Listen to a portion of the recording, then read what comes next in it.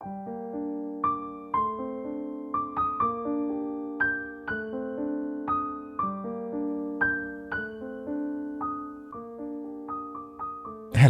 and welcome to Bitesized Audio on YouTube. I'm Simon Stanhope, actor, audiobook narrator, and curator of this channel. On the channel you can hear my narrations, more than 100 to date, and more to come, of classic short stories, mostly from the Victorian and Edwardian eras, including vintage ghost stories, detective stories, and other classic tales of mystery and suspense. To accompany the narrations, I've put a short profile of the authors in the video description, as well as some general background notes on the stories for those who'd like to know more. If you enjoy this content, please hit subscribe, like, share, leave a comment if you'd like to, and thank you for listening.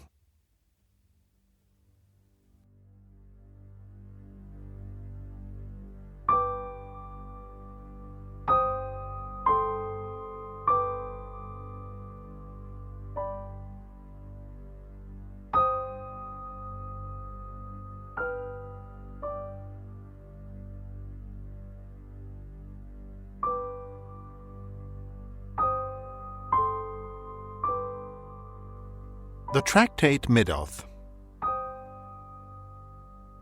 Towards the end of an autumn afternoon, an elderly man with a thin face and grey Piccadilly weepers pushed open the swing door leading into the vestibule of a certain famous library, and addressing himself to an attendant, stated that he believed he was entitled to use the library, and inquired if he might take a book out. Yes, if he were on the list of those to whom that privilege was given. He produced his card, Mr. John Eldred, and, the register being consulted, a favourable answer was given. "Now, another point," said he. "It is a long time since I was here, and I do not know my way about your building. Besides, it is near closing time, and it is bad for me to hurry up and downstairs. I have here the title of the book I want. Is there anyone at liberty who could go and find it for me?" After a moment's thought, the doorkeeper beckoned to a young man who was passing. "Mr. Garrett," he said, "have you a minute to assist this gentleman?" "With pleasure," was Mr. Garrett's answer. The slip with the title was handed to him. "I think I can put my hand on this. It happens to be in the class I inspected last quarter, but I'll just look it up in the catalogue to make sure.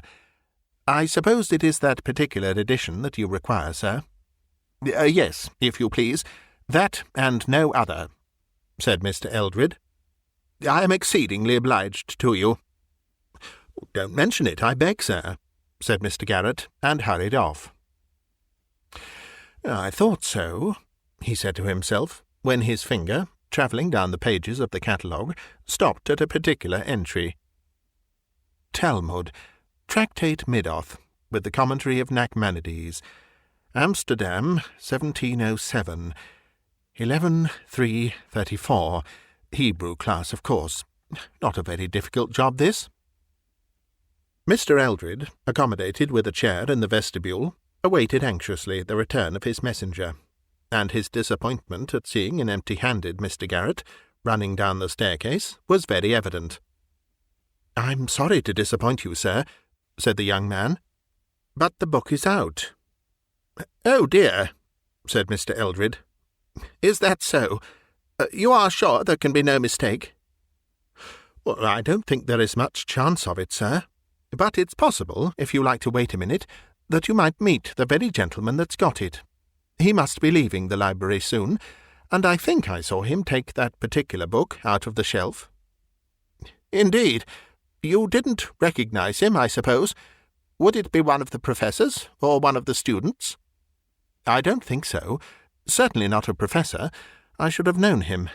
But the light isn't very good in that part of the library at this time of day, and I didn't see his face. I should have said he was a shortish, old gentleman, perhaps a clergyman, in a cloak. If you could wait, I can easily find out whether he wants the book very particularly." No, said Mr. Eldred. "I won't. I can't wait now, thank you. No, I must be off. But I'll call again tomorrow, if I may, and perhaps you could find out who has it." "Oh, certainly, sir, and I'll have the book ready for you if we—" But Mr. Eldred was already off, and hurrying more than one would have thought wholesome for him. Garrett had a few moments to spare, and, thought he, "I'll go back to that case and see if I can find the old man. Most likely he could put off using the book for a few days. I dare say the other one doesn't want to keep it for long." So off with him to the Hebrew class. But when he got there, it was unoccupied, and the volume marked 11.3.34 was in its place on the shelf. It was vexatious to Garrett's self-respect to have disappointed an inquirer with so little reason, and he would have liked, had it not been against library rules, to take the book down to the vestibule then and there, so that it might be ready for Mr. Eldred when he called. However, next morning he would be on the lookout for him, and he begged the doorkeeper to send and let him know when the moment came. As a matter of fact, he was himself in the vestibule when Mr. Eldred arrived, very soon after the library opened, and when hardly anyone besides the staff were in the building. "I'm very sorry," he said. "It's not often that I make such a stupid mistake, but I did feel sure that the old gentleman I saw took out that very book and kept it in his hand without opening it, just as people do, you know, sir, when they mean to take a book out of the library and not merely refer to it. But, however, I'll run up now at once and get it for you this time." And here intervened a pause. Mr. Eldred paced the entry, read all the notices, consulted his watch, sat and gazed up the staircase, did all that a very impatient man could, until some 20 minutes had run out. At last he addressed himself to the doorkeeper, and inquired if it was a very long way to that part of the library to which Mr. Garrett had gone. "Well, I was thinking it was funny, sir. He's a quick man as a rule, but to be sure he might have been sent for by the librarian, but even so I think he'd have mentioned it to him that you was waiting. I'll just speak him up on the tube and see." And to the tube he addressed himself. As he absorbed the reply to his question, his face changed, and he made one or two supplementary inquiries, which were shortly answered. Then he came forward to his counter, and spoke in a lower tone. "I'm sorry to hear, sir, that something seems to have happened a little awkward. Mr. Garrett has been took poorly, it appears, and the librarian sent him home in a cab the other way. Something of an attack, by what I can hear."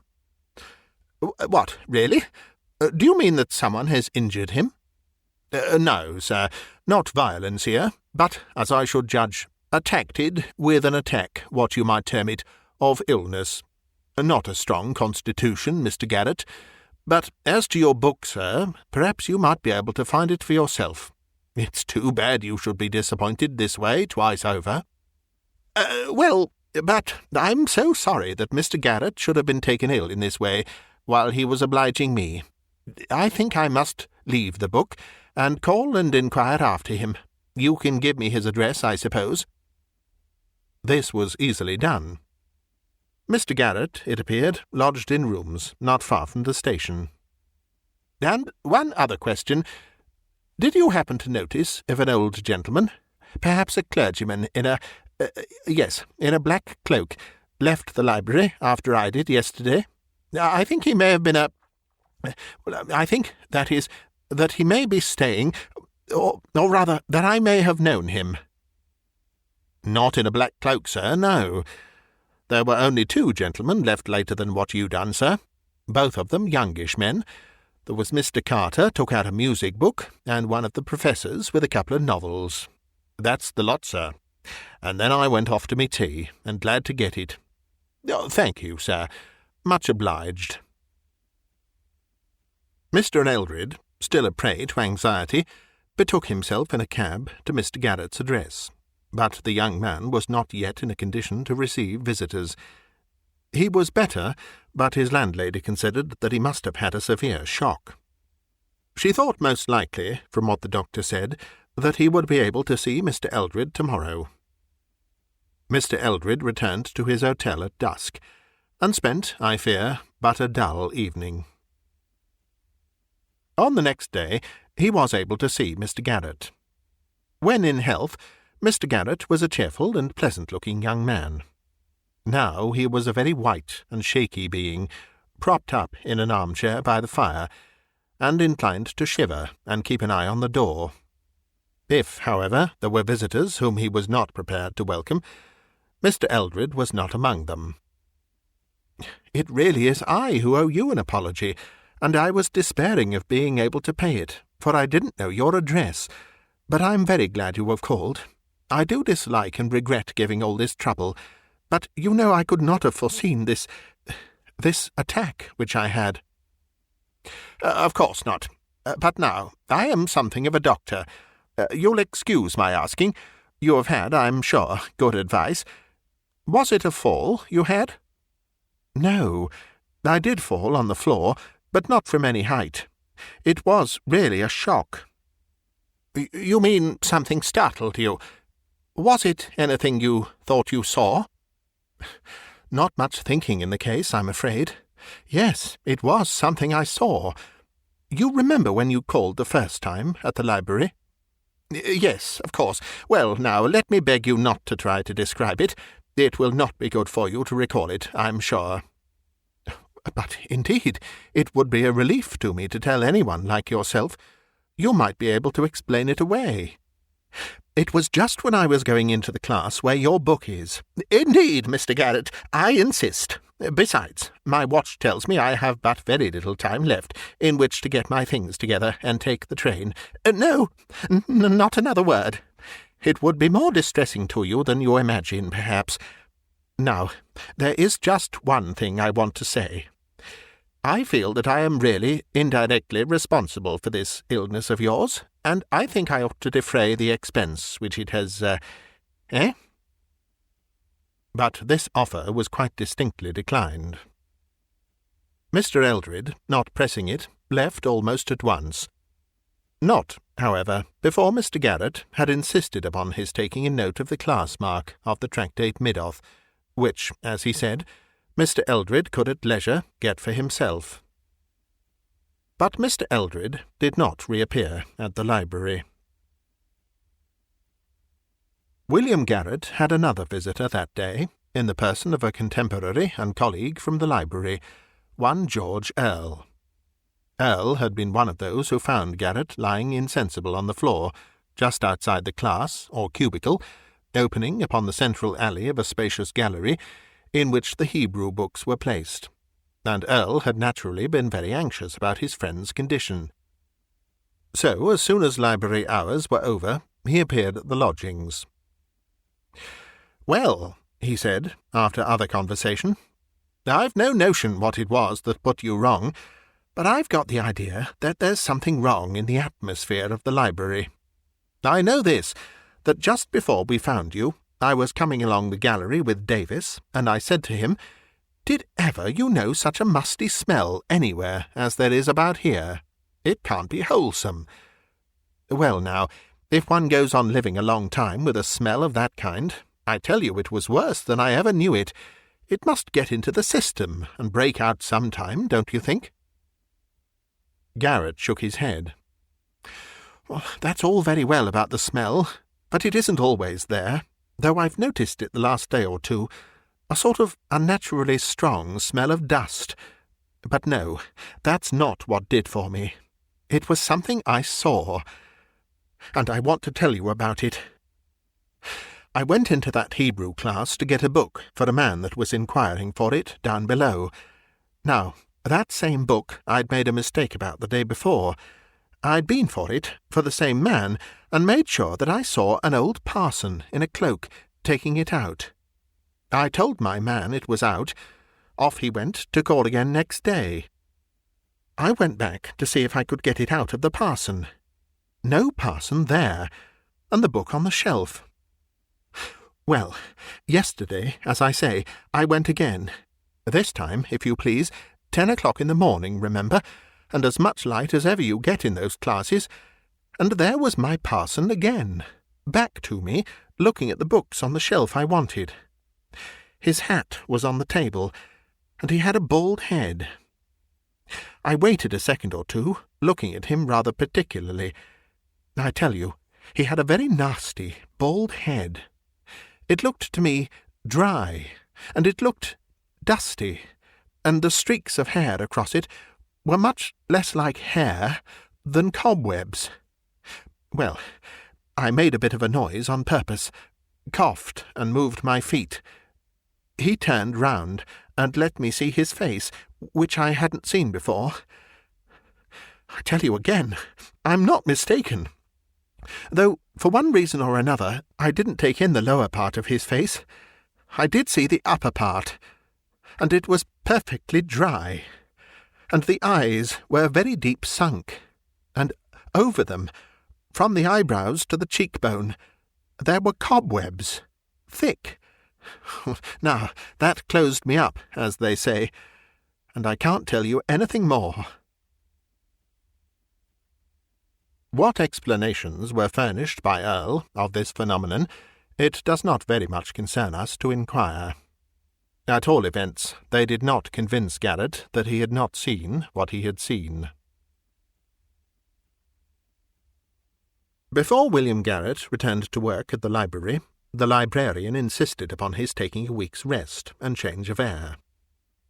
Within a few days' time, therefore, he was at the station with his bag, looking for a desirable smoking compartment in which to travel to Burnstow-on-Sea, which he had not previously visited. One compartment, and one only, seemed to be suitable, but just as he approached it, he saw, standing in front of the door, a figure so like one bound up with recent unpleasant associations that, with a sickening qualm, and hardly knowing what he did, he tore open the door of the next compartment, and pulled himself into it as quickly as if death were at his heels.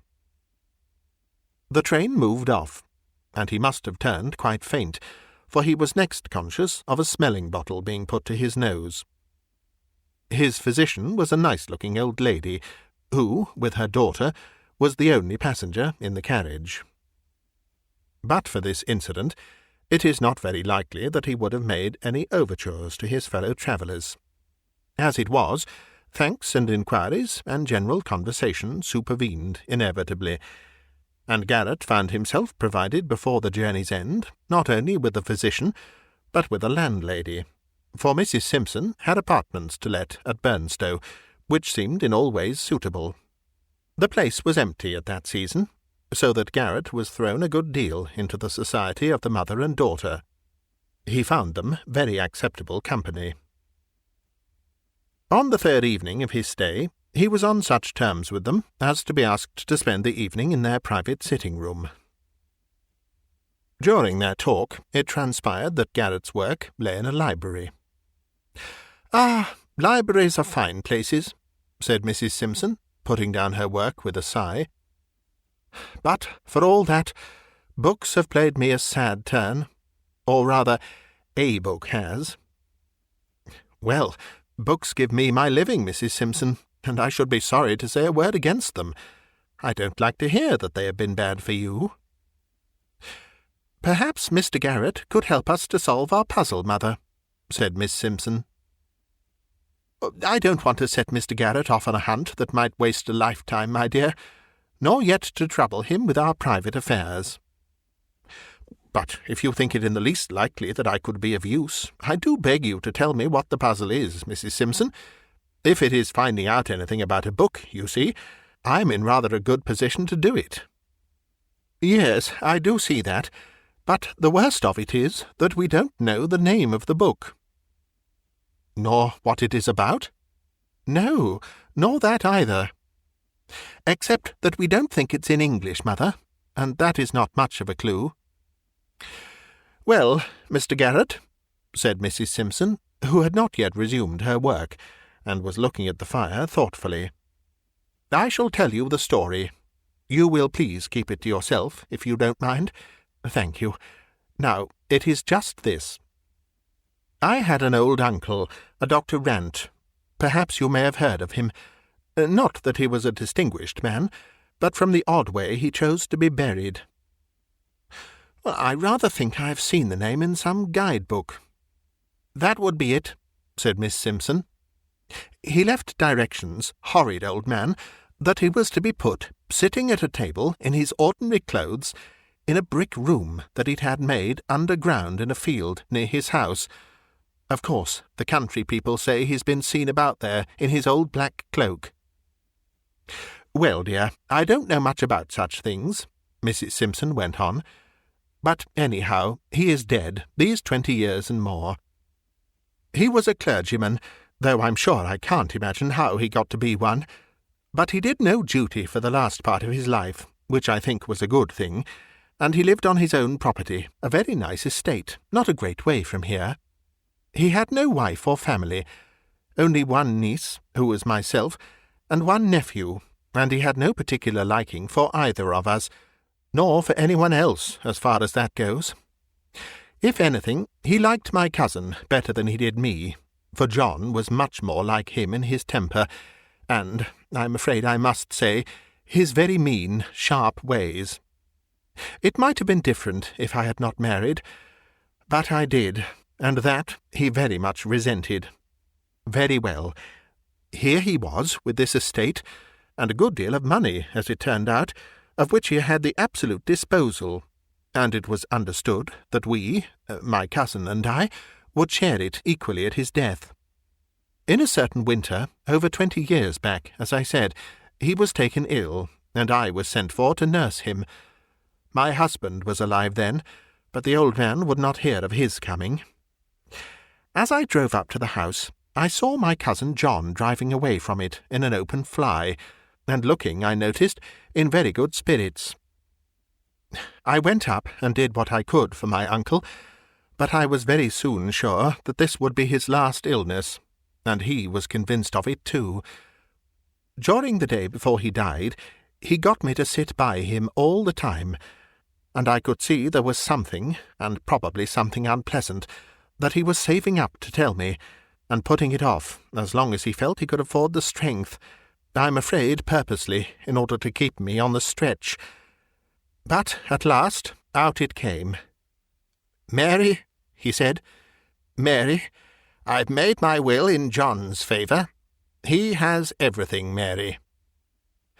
Well, of course, that came as a bitter shock to me, for we, my husband and I, were not rich people, and if he could have managed to live a little easier than he was obliged to do, I felt it might be the prolonging of his life. But I said little or nothing to my uncle, except that he had a right to do what he pleased, partly because I couldn't think of anything to say, and partly because I was sure there was more to come, and so there was. "But, Mary," he said, "I'm not very fond of John, and I've made another will in your favour. You can have everything. Only you've got to find the will, you see, and I don't mean to tell you where it is." Then he chuckled to himself, and I waited, for again I was sure he hadn't finished. "That's a good girl," he said after a time.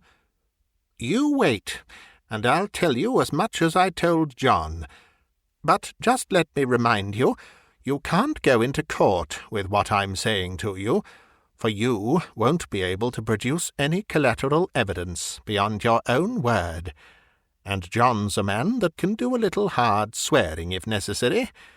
Very well, then, that's understood. Now, I had the fancy that I wouldn't write this will quite in the common way, so I wrote it in a book, Mary, a printed book.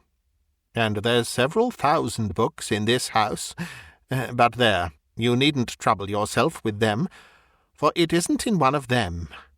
It's in safe-keeping elsewhere, in a place where John can go and find it any day, if he only knew, and you can't. A good will it is, properly signed and witnessed, but I don't think you'll find the witnesses in a hurry." Still I said nothing. If I had moved at all, I must have taken hold of the old wretch and shaken him. He lay there, laughing to himself, and at last he said, "Well, well, you've taken it very quietly. and as I want to start you both on equal terms, and John has a bit of a purchase in being able to go where the book is, I'll tell you just 2 other things, which I didn't tell him. The will's in English, but you won't know that if ever you see it. That's one thing. And another is that when I'm gone, you'll find an envelope in my desk directed to you, and inside it something that would help you to find it, if only you have the wits to use it." In a few hours from that he was gone, and though I made an appeal to John Eldred about it— "John Eldred? I beg your pardon, Mrs. Simpson. I think I've seen a Mr. John Eldred. What is he like to look at?" "It must be 10 years since I saw him. He would be a thin, elderly man now, and unless he has shaved them off, he has that sort of whiskers which people used to call Dundreary or Piccadilly something. Weepers! Yes, that is the man." "Where did you come across him, Mr. Garrett?" "I don't know if I could tell you," said Garrett mendaciously. "In some public place, but you hadn't finished." "Really, I had nothing much to add. Only that John Eldred, of course, paid no attention whatever to my letters, and has enjoyed the estate ever since, while my daughter and I have had to take to the lodging-house business here, which, I must say, has not turned out by any means so unpleasant as I feared it might." "But about the envelope?" "To be sure. Why, the puzzle turns on that. Give Mr. Garrett the paper out of my desk." It was a small slip, with nothing whatever on it but 5 numerals, not divided or punctuated in any way. 1, 1, 3, 3, 4. Mr. Garrett pondered, but there was a light in his eye. Suddenly he made a face, and then asked, "Do you suppose that Mr. Eldred can have any more clue than you have to the title of the book?" "I have sometimes thought he must," said Mrs. Simpson, "and in this way, that my uncle must have made the will not very long before he died. That, I think, he said himself, and got rid of the book immediately afterwards. But all his books were very carefully catalogued, and John has the catalogue. And John was most particular that no books whatever should be sold out of the house, and I'm told that he is always journeying about to booksellers and libraries, so I fancy that he must have found out just which books are missing from my uncle's library of those which are entered in the catalogue, and must be hunting for them." Just so, said Mr. Garrett, and relapsed into thought. No later than next day he received a letter which, as he told Mrs. Simpson with great regret, made it absolutely necessary for him to cut short his stay at Burnstow. Sorry as he was to leave them, and they were at least as sorry to part with him, he had begun to feel that a crisis, all important to Mrs. and shall we add Miss Simpson, was very possibly supervening. In the train, Garrett was uneasy and excited. He racked his brains to think whether the press mark of the book which Mr. Eldred had been inquiring after was one in any way corresponding to the numbers on Mrs. Simpson's little bit of paper. But he found, to his dismay, that the shock of the previous week had really so upset him that he could neither remember any vestige of the title or nature of the book, or even of the locality to which he had gone to seek it, and yet all other parts of library topography and work were clear as ever in his mind. And another thing, he stamped with annoyance as he thought of it. He had at first hesitated, and then had forgotten to ask Mrs. Simpson for the name of the place where Eldred lived. That, however, he could write about. At least he had his clue in the figures in the paper. If they referred to a press mark in his library, they were only susceptible to a limited number of interpretations. They might be divided into 1, 13, 34, 11, 33, 4, or 11-3-34. He could try all these in the space of a few minutes, and if any one were missing, he had every means of tracing it. He got very quickly to work, though a few minutes had to be spent in explaining his early return to his landlady and his colleagues. 1-13-34 was in place and contained no extraneous writing. As he drew near to Class 11 in the same gallery, its association struck him like a chill. But he must go on. After a cursory glance at 11-33-4, which first confronted him, and was a perfectly new book, he ran his eye along the line of quartos which fills 11-3. The gap he feared was there. 34 was out. A moment was spent in making sure that it had not been misplaced, and then he was off to the vestibule. "Has 11-3-34 gone out? Do you recollect noticing that number?" "Notice the number? What do you take me for, Mr. Garrett? There, take and look over the tickets for yourself, if you've got a free day before you." "Well, then, has a Mr. Eldred called again? The old gentleman who came the day I was taken ill. Come, you'd remember him." "What do you suppose? Of course I recollect of him. No, he haven't been in again, not since you went off for your holiday. And yet I seem to— There now, Roberts'll know. Roberts, do you recollect of the name of Heldred?" "Not half," said Roberts. "You mean the man that sent a bob over the price for the parcel, and I wish they all did." "Do you mean to say you've been sending books to Mr. Eldred? Come, do speak up, have you?" "Well now, Mr. Garrett, if a gentleman sends the ticket all wrote correct, and the secretary says this book may go, and the box ready addressed, sent with the note, and a sum of money sufficient to defray the railway charges, what would be your action in the matter, Mr. Garrett, if I may take the liberty to ask such a question? Would you, or would you not, have taken the trouble to oblige? Or would you have chucked the whole thing under the counter and— You were perfectly right, of course, Hodgson, perfectly right. Only, would you kindly oblige me by showing me the ticket Mr. Eldred sent, and letting me know his address?" "To be sure, Mr. Garrett. So long as I'm not hectored about and informed that I don't know my duty, I'm willing to oblige in every way feasible to my power. There is the ticket on the file. J. Eldred, 11-3-34. Title of work, T.A.L.M. Well, there, you can make what you like of it. Not a novel, I should hazard the guess. And here is Mr. Heldred's note applying for the book in question, which I see he terms it a tract." Thanks. But the address, there's none on the note." "Ah, indeed. Well now, stay now, Mr. Garrett, I have it. Why, that note come inside of the parcel, which was directed very thoughtful to save all trouble, ready to be sent back with the book inside. And if I have made any mistake in this old transaction, it lays just in the one point that I neglected to enter the address in my little book here what I keep. Not but what I dare say there was good reasons for me not entering of it.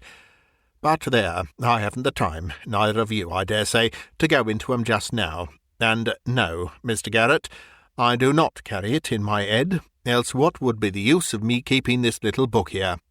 Just a ordinary common notebook, you see, which I make a practice of entering all such names and addresses in it as I see fit to do." "Admirable arrangement, to be sure, but— All right, thank you. When did the parcel go off?" 10:30 this morning." "Oh, good, and it's just 1 now."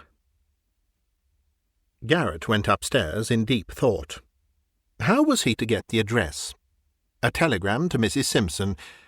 He might miss a train by waiting for the answer. Yes, there was one other way. She had said that Eldred lived on his uncle's estate. If this were so, he might find that place entered in the donation book. That he could run through quickly, now that he knew the title of the book. The register was soon before him, and knowing that the old man had died more than 20 years ago, He gave him a good margin, and turned back to 1870. There was but one entry possible. 1875, August 14th. Talmud, Tractatus Middoth, cum com a Nachmanidae. Amstelod, 1707. Given by J. Rant, D.D., of Bretfield Manor. A gazetteer showed Bretfield to be 3 miles from a small station on the main line. Now to ask the doorkeeper whether he recollected if the name on the parcel had been anything like Bretfield. No, nothing like. It was, now you mention it, Mr. Garrett, either Bredfield or Britfield, but nothing like that other name what you quoted. So far, well. Next, a timetable. A train could be got in 20 minutes, taking 2 hours over the journey. The only chance, but one not to be missed, and the train was taken. If he had been fidgety on the journey up, he was almost distracted on the journey down. If he found Eldred, what could he say? That it had been discovered that the book was a rarity and must be recalled, an obvious untruth, or that it was believed to contain important manuscript notes. Eldred would of course show him the book, from which the leaf would already have been removed. He might perhaps find traces of the removal, a torn edge of a fly-leaf, probably, and who could disprove what Eldred was certain to say, that he too had noticed and regretted the mutilation. Altogether the chase seemed very hopeless. The one chance was this. The book had left the library at 10:30. It might not have been put into the first possible train at 11:20. Granted that, then he might be lucky enough to arrive simultaneously with it, and patch up some story which would induce Eldred to give it up. It was drawing towards evening when he got out upon the platform of his station, and, like most country stations, this one seemed unnaturally quiet. He waited about till the 1 or 2 passengers who got out with him had drifted off, and then inquired of the station-master whether Mr. Eldred was in the neighbourhood. "Yes, and pretty near too, I believe. I fancy he means calling here for a parcel he expects. Called for it once to-day already, didn't he, Bob?" to the porter. "Yes, sir, he did, and appeared to think it was all along of me that he didn't come by the 2 o'clock. Anyhow, I've got it for him now." And the porter flourished a square parcel, which a glance assured Garrett contained all that was of any importance to him at that particular moment. "Bretfield, sir? Yes, 3 miles just about. Short cut across these 3 fields brings it down by half a mile. There's Mr. Eldred's trap." A dog-cart drove up, with 2 men in it, of whom Garrett, gazing back as he crossed the little station yard, easily recognized one. The fact that Eldred was driving was slightly in his favour, for most likely he would not open the parcel in the presence of his servant. On the other hand, he would get home quickly, and unless Garrett were there within a very few minutes of his arrival, all would be over. He must hurry, and that he did. His short-cut took him along one side of a triangle, while the cart had 2 sides to traverse, and it was delayed a little at the station, so that Garrett was in the 3rd of the 3 fields when he heard the wheels fairly near. He had made the best progress possible, but the pace at which the cart was coming made him despair. At this rate it must reach home 10 minutes before him, and 10 minutes would more than suffice for the fulfilment of Mr. Eldred's project. It was just at this time that the luck fairly turned. The evening was still, and sounds came clearly. Seldom has any sound given greater relief than that which he now heard, that of the cart pulling up. A few words were exchanged, and it drove on. Garrett, halting in the utmost anxiety, was able to see, as it drove past the stile near which he now stood, that it contained only the servant, and not Eldred. Further, he made out that Eldred was following on foot.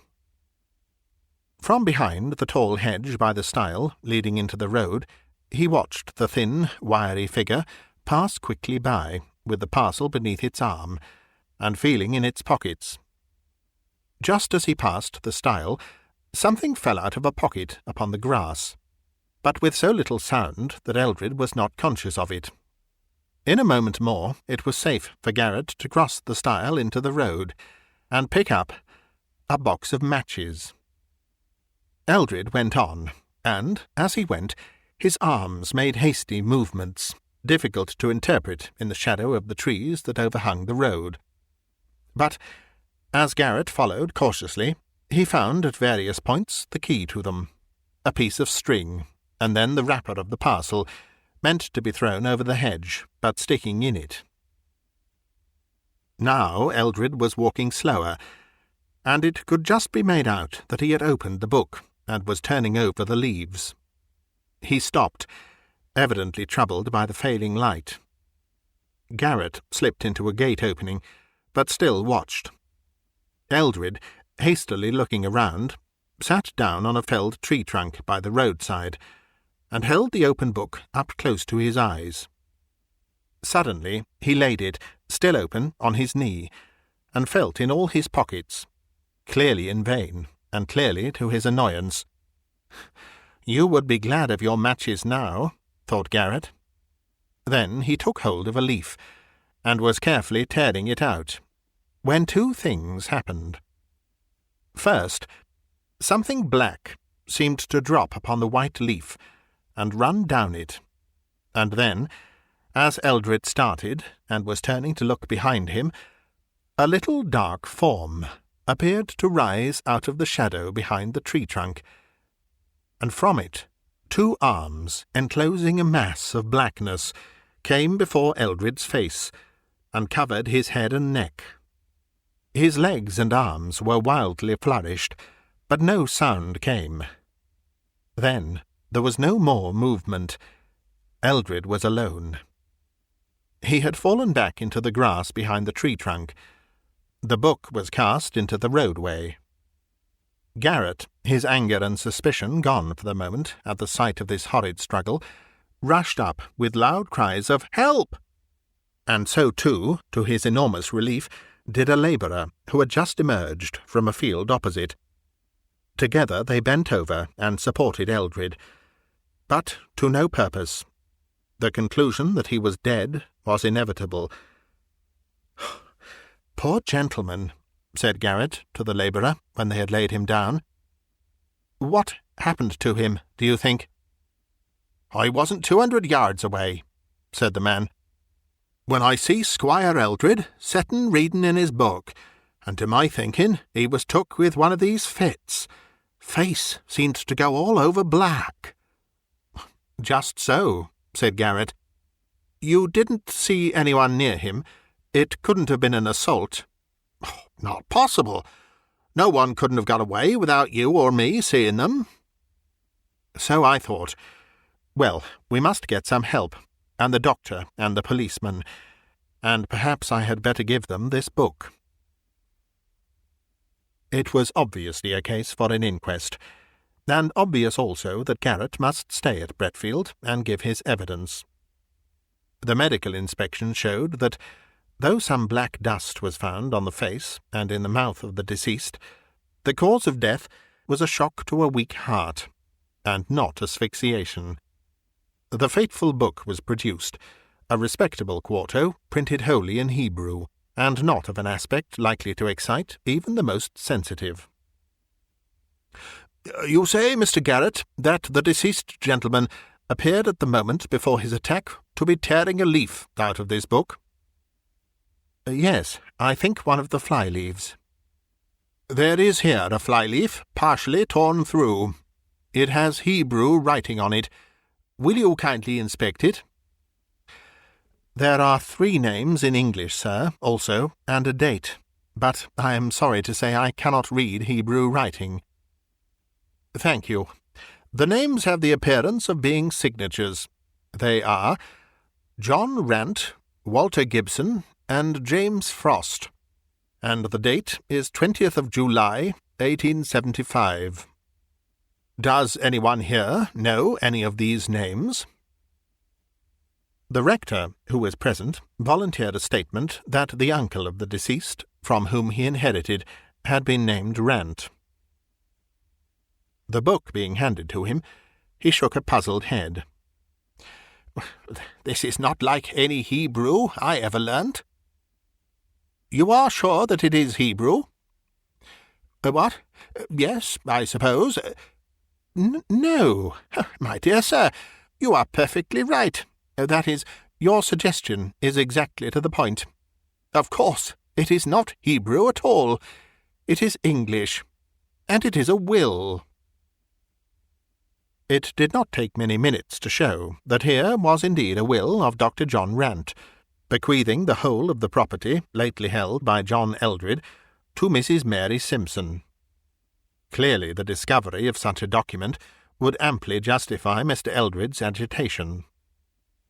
As to the partial tearing of the leaf, the coroner pointed out that no useful purpose could be attained by speculations whose correctness it would never be possible to establish.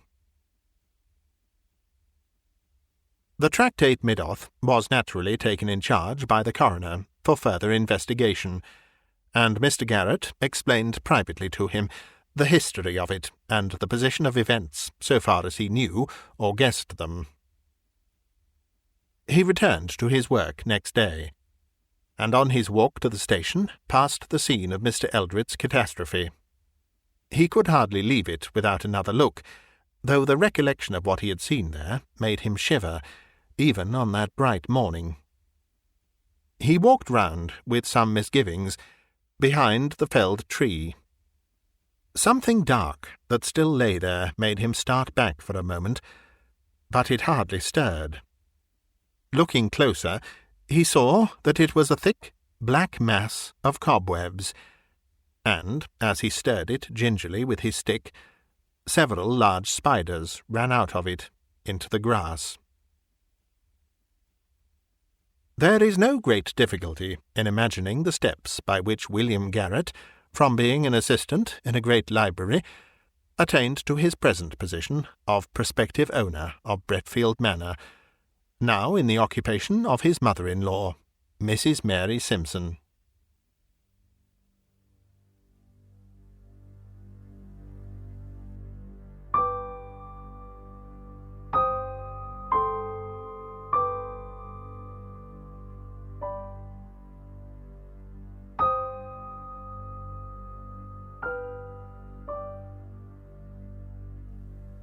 You've been listening to a bite-sized audiobook, read by me, Simon Stanhope. If you enjoy these stories and would like to help me to keep producing new content, you can find links in the video description to my Patreon page or to buy me a coffee. Another way to support me is through my Bandcamp page, bitesizedaudio.bandcamp.com, where you can hear my narrations of many more classic short stories, as well as purchase and download them to keep. This recording is copyright Bitesized Audio 2024. Thank you for listening.